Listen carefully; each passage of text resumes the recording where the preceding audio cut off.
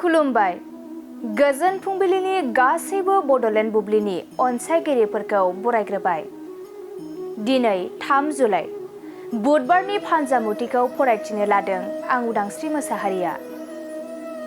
फानजामुथिनि गिबियाव दं मेष राशि। माबा मोनसे बाथ्राखौ लानानै जिंगा सिनांगोन, गोजोननाय गैयै जागोन। बृष राशि। गावनि थांखिखौ जाफुंसार होनो हागोन, गोसोआ जोबोरैनो गोजोननाय मोनगोन। मिथुन राशि।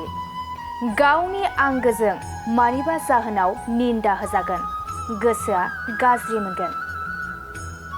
कर्कट राशि। बेफार फालांगि खालामनायाव मुलाम्फा जागोन, नखराव धोन दौलत बांगोन।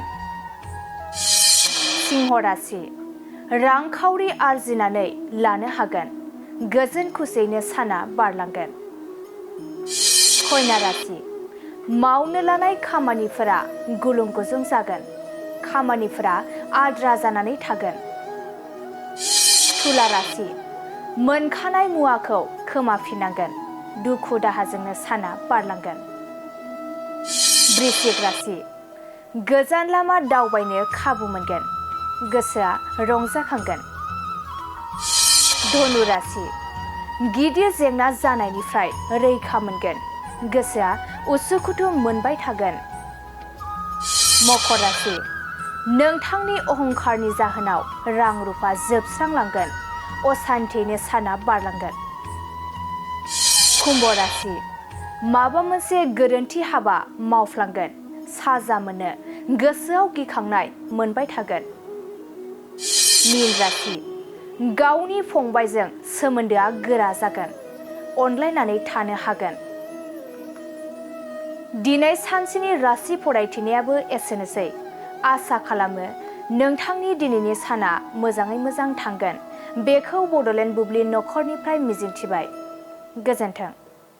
गोजोनथाव खौरां, नोंथांमोननि थाखाय लानानै फैदों MRM मेम'रियेल हस्पिटालाव गोबां बेमार फाहामथाय होनायनि खाबु।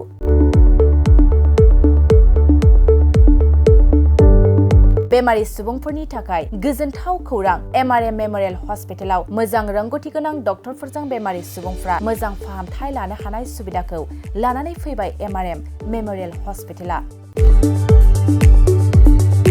क'क्राझार सहरनि पुलिस पइन्ट आरो अमश्री हटेलनि साखाथियाव थानाय बयजोंबो मिथिसार जानाय MRM मेम'रियेल हस्पिटाला गोबां फेसिलिटिस खाबुफोर फोसावदों। MRM मेम'रियेल हस्पिटालनि फेसिलिटिफ्रानो जाबाय critical care, medicine, emergency medicine, paediatrician, pathologist, general medicine, diabetologist, OBS and gynae, cardiology, general surgeon, neuro surgery, advance laparoscopic ENT surgery department, ophthalmologist, surgical, gastroenterologist, neuro psychiatry, onco' surgery department, dermatologist, orthopaedics, residential medical officer, inter facility unit, physiotherapy, radiologist, histopathological department, urologist, emergency department, CT scan, X-ray, pathology department, vaccinator department आरो MRM memorial हस्पिटालाव 24 घन्टा जेब्लाबो खुलाय थागोन। लांलाय लाबोलायनि एम्बुलेन्सनि सुबिदायाबो 24 घन्टा थागोन। गोबां मिथिनो थाखाय नैबे 9854 081 948 936 550 2048 जानबुं नाम्बाराव फन खालामनानै नोंथाङा मिथिनानै लानो हागोन।